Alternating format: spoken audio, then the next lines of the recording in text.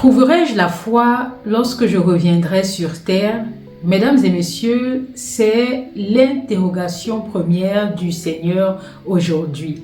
Beaucoup ne se rendent pas compte, mais c'est la préoccupation numéro 1 du Seigneur. Surtout que dans ce siècle, nous vivons beaucoup par la peur et non par la foi. Ce n'est pas pour rien que j'insiste autant sur la foi. Le Seigneur s'interroge beaucoup sur est-ce qu'il retrouvera la foi en des personnes lorsqu'il reviendra dans sa gloire pour juger les nations. C'est ce que nous devons pourchasser. Et cela, le Saint-Esprit a à vous enseigner aujourd'hui. Il est important de comprendre cela.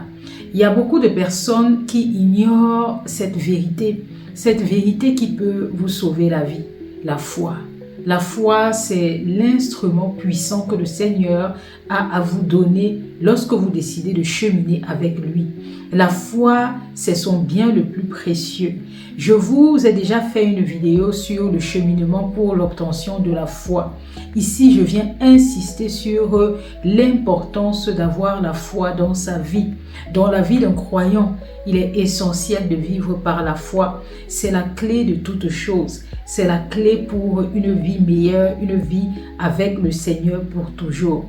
Donc, je te prie de t'asseoir parce que cet enseignement va être riche en connaissances. Prends-toi de quoi noter, écoute attentivement, surtout abonne-toi si tu ne l'as pas encore fait, car notre chaîne justement permet d'activer la foi qui sommeille en toi, de raviver cette foi, parce que cette foi te permet de vivre pour la volonté du Père dans ta vie et entrer le jour du jugement dernier dans son royaume.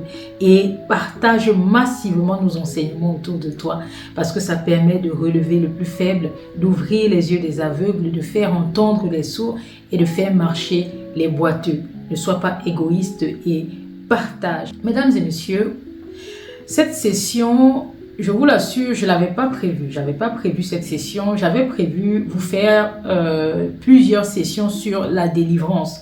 Comment Dieu vous délivre des situations du quotidien en fait. Comment Dieu vous délivre des mains de l'ennemi. C'est ce que je voulais faire et c'est ce que je vais donc faire pour la semaine prochaine ou pour les prochaines sessions parce que je ne sais pas quand est-ce cela va sortir.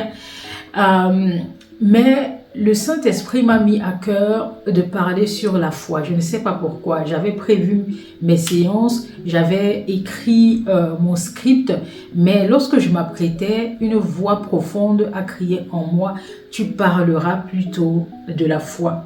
Et je n'aime pas parler d'autre chose que le Saint-Esprit ne m'a pas oint pour faire. Vous voyez, lorsque je fais des vidéos, je ne m'aventure pas sur des sujets où je ne suis pas ointe, où le Saint-Esprit ne m'a pas donné l'autorisation. En quelque sorte, j'ai appris à travailler avec le Seigneur, j'ai appris à écouter la voix profonde au fond de moi qui me dit ce que je dois faire. Et le Saint-Esprit m'a demandé de parler de la foi. Je ne sais pas pourquoi il veut que j'insiste, mais je vais le faire. Et je vais en quelque sorte vous conter une histoire et vous parler de ma propre expérience en espérant que cela vous est utile et vous sera utile pour votre cheminement avec le Seigneur. En fait, il y a des années de cela, j'ai souffert d'une dépression. J'ai longtemps souffert du stress. J'ai été plongée dans une vie étudiante très difficile. Et c'est dans ces difficultés-là que j'ai appris à connaître le Seigneur et à marcher avec lui. Pour le contexte, je suis arrivée en Europe lorsque j'étais très jeune. Dès l'obtention de mon baccalauréat, à mes 18 ans, je vivais seule en Europe. Je suis arrivée, on est venu, ma sœur précisément, elle vivait dans une autre ville en France. Et elle est venue me laisser dans ma ville estudiantine. Le lendemain, elle m'a donné des instructions et le lendemain, elle est partie. Parce qu'on ne vivait pas dans la même région, ni même encore dans la même ville. Et c'est là que tout a commencé pour moi. La vie difficile, la vie seule, sans la famille, loin de la famille, il fallait se responsabiliser et il fallait éviter les pièges du malin. J'ai vu beaucoup de mes camarades qui s'en mêlaient les pinceaux et qui se sont éloignés de la bonne voie. Il y a même certains qui ont été rapatriés parce que je me rappelle très bien, lorsqu'on faisait 3 fois la même classe, on devait justifier auprès de la préfecture, auquel cas on nous renvoyait chez nous. On vous donnait ce qu'on appelle l'OQTF, l'obligation de quitter le territoire français, parce que je réside en France. Et je suis arrivée dans ce monde-là, plein de liberté, de libertinage pour certains, et beaucoup s'égaraient. Et moi, j'avais un objectif, réussir mes années universitaires. Parce que moi et ma sœur étions les premières de notre famille et mon père avait presque vidé, mon père et ma mère, ils avaient vidé leurs économies pour nous envoyer en France. Et nous étions donc les piliers, nous devions soutenir les petits frères. On avait donc une grande pression. Et il ne fallait pas que je vive comme ces personnes-là que je voyais autour de moi qui s'égaraient et qui préféraient la fête aux études. Donc c'est là que j'ai rencontré le Seigneur, d'autant plus que, arrivé à un moment donné, mon père n'a plus eu de quoi nous donner à manger. Donc il nous a coupé les vivres et il fallait donc se débrouiller. C'est là que j'avais 2 chemins qui se présentaient à moi. Soit je choisissais la vie facile, comme certaines filles que je voyais qui vivaient par leur faveur corporelle, hein, on va dire cela comme ça, où je choisissais de compter sur le Seigneur. Moi, comme déjà j'avais déjà une base, on va dire chrétienne, que ma mère m'avait inculqué dès le bas âge, parce que nous avions pour habitude, avant de se coucher le soir, de prier, de parler de la parole de Dieu, et cela m'a nourri et ça a été bénéfique pour moi parce que quand les difficultés ont surgi dans ma vie, je me suis rappelée de ces instants-là. Et la première des choses, ça a été de me rapprocher de Dieu. J'ai réappris à avoir ces moments-là avec lui. J'ai réappris à lui demander de l'aide. Sans même le savoir, je prenais ma Bible, je lisais, je lui demandais de l'aide au travers des prières et je voyais toujours ses faveurs sur moi. À un moment donné, il y a même des camarades, des amis qui m'entouraient, qui m'ont dit « Linda, je ne sais pas, on ne sait pas si tu sens cela, mais la faveur du Seigneur est sur toi. » J'avais toujours des échappatoires, j'avais toujours des miracles qui se produisaient. Lorsque j'invoquais le nom du Seigneur, j'avais toujours une délivrance, j'avais toujours quelque chose au bout du tunnel. Quelle que soit la difficulté, j'avais toujours une solution. Lorsque je me retrouvais sans de quoi manger, le lendemain, il y avait toujours quelqu'un qui venait avec la solution à mes problèmes, à mon problème. Il m'a fait rencontrer des personnes qui m'ont prise un peu comme une fille de la famille et des personnes qui m'ont nourri toute ma période estudiantine. Le Seigneur a mis devant moi des opportunités de telle sorte que je n'ai jamais manqué de rien. Et au fur et à mesure que j'avance, je me rappelle toujours de ce psaume, le psaume 23. « L'Éternel est mon berger et je ne manquerai jamais de rien. » Le Seigneur m'a fait expérimenter ce psaume, le psaume 23. Et récemment, il me l'a rappelé lorsque j'avais des doutes et je me suis retrouvée sur le choix entre 2 chemins. Parce que c'est toujours à la croisée des chemins qu'il faut se rappeler qu'il ne faut pas agir avec votre propre sagesse, mais il faut compter sur le Seigneur. Maintenant, ce mot « compter sur le Seigneur » signifie quoi? Parce qu'il y a des personnes qui expérimentent ça au quotidien mais ne savent pas ce que c'est. Et c'est ce dont on va parler dans cette vidéo. À la suite de cela, j'ai vu les manifestations du Seigneur.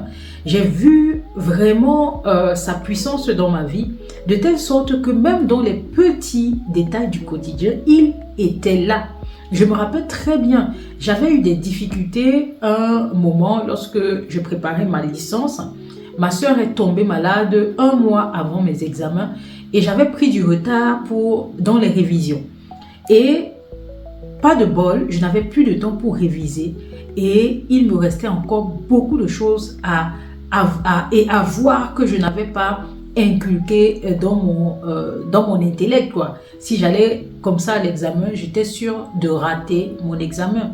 Et je me suis tournée vers le Seigneur parce que j'avais demandé de l'aide à des camarades, mais ils ne pouvaient pas. Ils étaient comme moi, la plupart attendent toujours la dernière minute pour réviser. Et beaucoup ne pouvaient pas venir m'aider avec ma soeur qui était à l'hôpital. Elle a passé 1 mois à l'hôpital et c'est moi qui devais aller donner à manger. Je devais m'occuper des factures parce que nous travaillons pour gagner notre vie. Ma soeur était venue me rejoindre entre-temps pour qu'on puisse s'entraider et pouvoir avoir du soutien mutuel pour s'en sortir financièrement parlant parce que mon père ne pouvait plus nous aider. Et là, quand elle tombe malade, c'est moi qui dois tout gérer. Je me retrouve seule, en fait, à vouloir tirer le bateau, à vouloir conduire le bateau. Et c'est là donc que la puissance du Seigneur est entrée dans ma vie, mais vraiment, j'ai expérimenté sa puissance. Je l'ai invoqué dans ma détresse et j'ai vu qu'il m'a répondu. J'ai compris le sens « invoquez-moi pendant les moments de détresse et je répondrai ». Il faut invoquer le Seigneur dans toutes vos voies et il aplanira vos sentiers. C'est ce qui s'est passé avec ma sœur. J'ai invoqué le Seigneur. Je lui ai dit ouvertement, à cœur ouvert, je n'ai pas eu le temps de réviser. Je vais littéralement rater mon examen. Je ne vais pas avoir ma licence et tu connais ma situation. Tu sais très bien que si je loupe cette année, c'est moi et ma sœur qui s'occupions de nous. Il n'y a personne d'autre et les petits frères comptent sur nous. Si je loupe cela, que deviendrai-je? Je ne vais pas redoubler cette année parce que je n'ai pas déjà de quoi manger. Comment je vais faire? Et je voyais autour de moi des étudiants en difficulté qui abandonnaient les études. Et nous n'avions que les études pour pouvoir venir en aide à nos parents qui avaient vidé leurs économies et à nos petits frères qui comptaient sur nous pour aller à l'école. Et là, au pied du mur, j'ai fléchi les genoux au sol. Je me suis humiliée devant la main puissante du Seigneur et je lui ai demandé de l'aide. Et je vous assure, mes amis, il m'a montré les passages de chaque, matière que je devais passer à l'examen. Il m'a montré ce que je devais réviser. Je vous assure, c'est là que j'ai vu la grandeur et la puissance du Seigneur. On me parlait de sa présence dans ma vie lors de mes difficultés parce que j'avais toujours des issues, mais je ne pouvais pas imaginer à quel point le Seigneur pouvait être puissant. Et j'ai vu son intervention. Chaque soir, veille d'examen, le Seigneur me demandait d'ouvrir mon livre et de lire chaque page sur lesquelles je tomberais. Et j'ai écouté la voix intérieure. J'ai eu confiance au Seigneur. Je me suis abandonnée à lui et il m'a montré le chemin du succès et de la réussite. Je vous assure, je m'abandonnais littéralement parce que je n'avais pas de choix. Et j'ai fait cela tout le long des examens. Et c'est toujours ce qu'il me montrait qui venait le lendemain. J'étais stupéfaite et chaque jour qui passait, je rendais gloire à Dieu. Et c'est comme ça qu'à la fin, j'obtiens mon examen avec brio. Et tout le reste des camarades qui ont eu le temps pour aller réviser dans des bibliothèques ont échoué l'examen. Il n'y avait que mon nom affiché lors des résultats, comme quoi j'avais réussi mon examen. Beaucoup de gens étaient stupéfaits parce que c'était la gloire du Seigneur qui s'était manifestée dans ma vie. Et personne n'a douté de la gloire du Seigneur à cet instant-là. Ma sœur, dans le lit d'hôpital, elle préparait un examen. Elle préparait son BTS. Et elle-même était dans le désespoir. Mais on s'est dit, seule la prière nous sauvera. Seul l'Éternel délivre les malheureux et relève les plus faibles. Il n'y a pas de combat qui peut dépasser un enfant de Dieu. On s'est mis cela en tête. On n'avait plus que le Seigneur dans notre vie. Le Seigneur est le Dieu des orphelins, n'oubliez jamais. et le Seigneur a intervenu. Il est intervenu également pour la situation de ma sœur. Non seulement elle a guéri et elle est allée passer ses examens et elle a obtenu son examen. Nous deux avions eu nos examens alors que nous avons passé des moments difficiles. Nous n'avions pas forcément eu à manger. Nous avions eu des moments de doute, de panique. Mais à un moment donné, on a fait le lâcher-prise et on s'est abandonné au pied de la croix. Et ça, j'expérimentais en quelque sorte la foi sans même m'en rendre compte. La foi, c'est le fait de s'abandonner entièrement au Seigneur et de croire qu'il a la capacité de vous relever de toute situation de la vie, quelle que soit la situation, que ce soit pour manger, que ce soit pour boire, que ce soit pour se vêtir. Il faut tout faire pour la gloire du Seigneur. C'est inscrit dans les Saintes Écritures. Et c'est comme ça qu'il faut agir tout au long de votre vie. Que ce soit pour manger, pour boire, se vêtir. Faites tout pour la gloire du Seigneur. C'est-à-dire, aller au pied de la croix et demandez-lui son aide. Demandez-lui son instruction. Et il aplanira toujours vos sentiers. Parce qu'il sait que vous avez besoin de lui. Et lorsque vous avez besoin de lui, vous ne comptez pas sur votre sagesse. Vous ne comptez pas sur votre propre intelligence.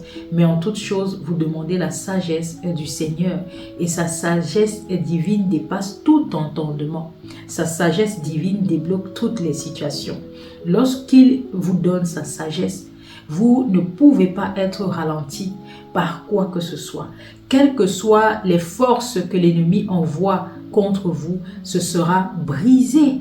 Aucune force démoniaque ne peut vous ravir de la main du Seigneur, car il est avant tout le Tout-Puissant et il aimerait qu'on vive par la foi. La dose de foi qu'il met en vous. Et cette dose de foi se manifeste dans les difficultés. Lorsque tu sais que tu es assez faible pour ne pas avoir la solution à tes propres problèmes, lorsque tu ne te prends pas pour un Dieu et que tu sais qu'il y a un Dieu au-dessus de ta tête, il se manifeste. C'est ça qu'on appelle avoir la foi. Chacun de nous a cette dose de foi en lui, mesdames et messieurs. Le Seigneur attend que vous ayez conscience que vous l'avez. Le Seigneur voulait me montrer à quel point j'avais une grande foi en moi. Je ne l'aurais pas su si je n'avais pas traversé les difficultés dans lesquelles je suis passée. Je rends grâce à Dieu d'avoir traversé des difficultés. Lorsque mon père nous a annoncé qu'il n'avait plus d'argent pour nous venir en aide, j'étais encore en 2e année universitaire, sachant que je voulais atteindre le master ou plus. Et je me suis demandé comment je vais faire pour manger, payer mes études, me loger. Je me suis posé cette question au début, mais à un moment donné, lorsque je me suis rapproché de la parole de Dieu, le Seigneur a dit, abandonne-toi, laisse-moi gérer cette situation. Et j'ai compris en effet que je n'avais pas un seul père qui était mon père biologique, mais mon premier père, c'est le Père céleste, c'est le Dieu tout-puissant, celui qui est assis en haut dans les cieux, qui siège sur son trône dans les cieux. Aucune situation ne peut dépasser le Seigneur. Le Seigneur a créé toutes choses, dont il maîtrise tout. Et il souhaiterait vivre dans votre vie, vous accompagner au quotidien et œuvrer dans votre vie afin que vous voyiez sa gloire se manifester tous les jours de votre vie. Il vous dit, crois seulement et vous verrez, et tu verras la gloire du Seigneur se manifester. Il me l'a fait comprendre dans les situations difficiles.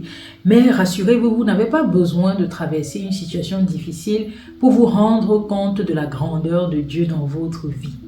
Il vous appelle à vous réjouir, quelle que soit la situation. Lorsque vous êtes dans le confort, rendez grâce à Dieu parce que c'est lui qui vous donne ce confort. Lorsque vous avez la santé, rendez grâce à Dieu. Lorsque vous êtes dans les problèmes, rendez grâce à Dieu.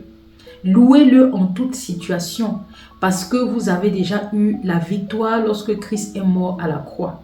Il suffit d'y croire, il suffit de l'appeler. Il répond toujours au cri du juste. Lorsque vous êtes juste, le Seigneur ne vous abandonne jamais. Lorsque vous faites ce qui est bon aux yeux du Seigneur, le Seigneur ne vous abandonne jamais. Le Seigneur entend vos cris et il accourt. Je dis bien, il accourt. Il accourt parce qu'il ne dort ni ne sommeille. Il est éveillé pour ses brebis. Le Seigneur veille sur vous. Vous ne pouvez pas le voir, mais vous pouvez voir en fait la manifestation de sa gloire au quotidien et rendre grâce. Parce que cette grâce-là, ce n'est pas par votre intelligence, mais c'est parce que le Seigneur veut que vous soyez dans la joie, dans la paix et dans l'amour. Et lorsque vous vivez sans avoir conscience de cela, vous pouvez croire que c'est pas votre intelligence que vous menez la danse dans votre vie jusqu'à ce que le malheur vous frappe et que vous compreniez qu'il n'y a que seul le Seigneur qui peut vous venir en aide. Et c'est là que je veux vous emmener, mes amis.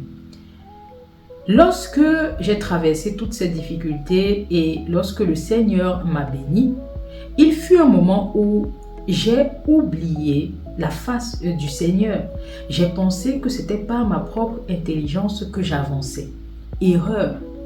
Lorsque vous faites cela, le Seigneur s'éloigne de vous pas parce qu'il ne vous aime plus, parce que le Seigneur vous aime d'un amour inconditionnel.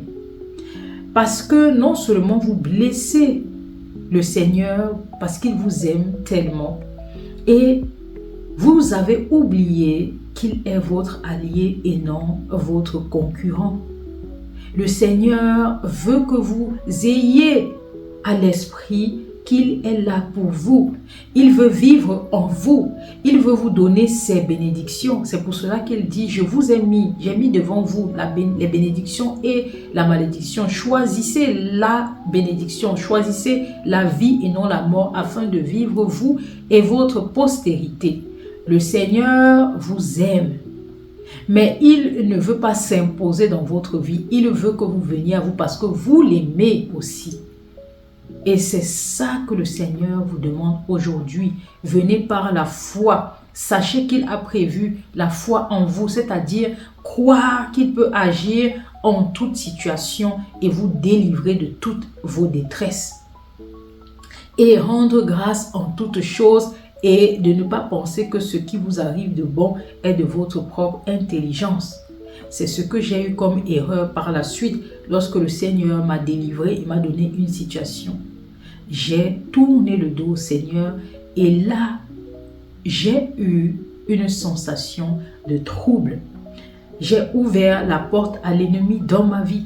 J'ai vécu des situations traumatisantes. J'ai vécu un stress pas possible parce que je ne recommandais plus mon sort à l'Éternel. J'avais donc ouvert la porte à l'ennemi qui venait pour détruire, dérober et voler ma destinée.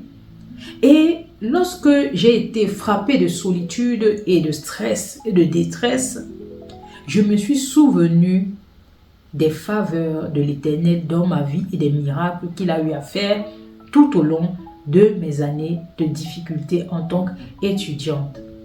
Et j'ai demandé pardon au Seigneur et je lui ai dit que je n'aimerais plus m'éloigner de lui. J'ai compris que je ne pouvais pas être seule. J'ai compris qu'il fallait que je fonctionne par cette foi et il me l'a dit.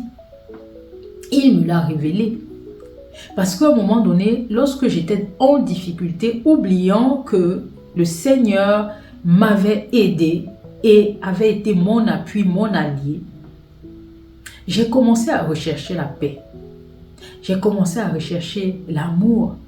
Et un jour, dans un songe, j'étais dans un songe et il y a eu une personne qui est venue vers moi et m'a dit « Linda, dans ce monde où les personnes pourchassent l'argent, parce que j'étais dans une préoccupation d'argent, préfères-tu la paix ?» J'étais dans une préoccupation de paix. autant pour moi, de paix. J'avais vraiment envie de paix dans ma vie. Je me sentais stressée tout le temps, irritée, et je me demandais où est-ce que et comment je vais trouver la solution pour être en paix. J'avais fait même une prière pour avoir la paix, pour être comblée de paix. Et un jour donc, dans un songe, je demande au Seigneur la paix et l'amour. Et le Seigneur me révèle ceci. Tu dois aimer par-dessus tout la foi. Parce que lorsque tu as la foi, tu as la paix, tu as l'amour, tu as toute autre chose. La foi, c'est de marcher avec le Seigneur. Et lorsque tu marches avec le Seigneur, comprends qu'il aplanit tes sentiers. Lorsqu'il aplanit tes sentiers, cela signifie qu'il te facilite toutes tes voies. Lorsqu'on parle de toutes tes voies, c'est même les plus petites, le manger, s'habiller, tout ce que tu peux faire au quotidien, cuisiner, il te facilite tout parce qu'il est présent dans tout ce que tu fais. Il veut être là parce qu'il vit en toi par son Saint-Esprit. Lorsque tu acceptes sa parole, lorsque tu acceptes Jésus, il vit en toi. Il te facilite tout, il aplanit tes sentiers. C'est ça qu'on dit, aplanit tes sentiers. Il combat pour toi. Donc, lorsqu'il y a des personnes qui te jalousent, le Saint-Esprit en toi te révèle tes ennemis. Le Saint-Esprit en toi te revêt de l'armure pour combattre tes adversaires. Il te montre les stratégies pour être toujours victorieux, victorieuse en toute situation. C'est ça que le Seigneur veut dans ta vie. Et il peut faire tout cela par le biais de la foi. Cette dose de foi qu'il a déposée en toi, que tu dois avoir en tête. Tu dois prendre conscience de cela et vivre avec le bouclier de la foi activé. Ça fait partie des armures que Paul nous a citées dans Éphésiens. Revêt le bouclier de la foi. Ne marche pas sans ton bouclier de la foi. Ce monde est rempli de vautours, de personnes qui veulent te voir tomber, succomber. Lorsque tu as les faveurs de Dieu dans ta vie, dis-toi que tu as des adversaires. Tes adversaires seront de plus en plus nombreux quand ils verront la gloire du Seigneur se manifester dans ta vie. Et si tu es au sommet de ta gloire, de la gloire que le Seigneur a déposée en toi et que tu oublies que c'est par ses faveurs que tu es au sommet, et dis-toi que rapidement tu vas dégringoler si tu penses que tu es arrivé là-haut par ta propre intelligence ou par ta propre sagesse.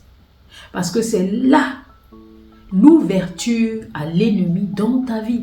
Parce que si tu penses comme ça, tu te détournes du Seigneur. Et lorsque tu te détournes de lui, en fait, il comprend que tu n'as plus besoin de lui. Et c'est là que le diable t'attaque et te détruit. Donc, comprends que tu as besoin de la foi en toutes choses. La foi, c'est le bien précieux que le Seigneur veut que tu aies dans ta vie. Il me l'a fait expérimenter tout au long de mes difficultés, mais je n'avais pas la présence d'esprit que cela, ça s'appelait la foi. C'est ça la foi, vivre au quotidien avec le Seigneur pour dépendre de ses grâces. Parce que c'est ça qu'il est venu te donner lorsqu'il a fait sacrifier son fils à la croix. Il est dit dans la Bible que Jésus-Christ est venu avec la grâce et la vérité. La grâce, ce sont ses faveurs, tout ce qu'il veut te donner tout au long de ton existence. La vérité, tu ne dois plus vivre avec le mensonge de l'ennemi qui t'attaque sur ton identité. Il est là pour te relever, pour combattre pour toi et pour te rendre victorieux en toute situation. C'est ça que le Seigneur veut faire avec toi par le biais de la foi. Ne t'éloigne pas de la foi. Abandonne-toi.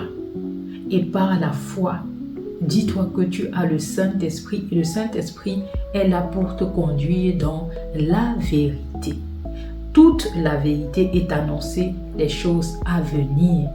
Et dis-toi que les choses à venir, ça concerne ta vie. Ce n'est pas forcément des choses qui arriveront dans le monde. Le Saint-Esprit est là pour t'éviter de tomber dans la fosse que l'ennemi a préparée pour toi. C'est pour cela qu'il dit que mon peuple périt parce qu'il lui manque de la connaissance. Le Saint-Esprit t'apporte donc cette connaissance et t'évite les pièges du malin et il est là pour multiplier les jours de ta vie. Le psaume 91 dit cela.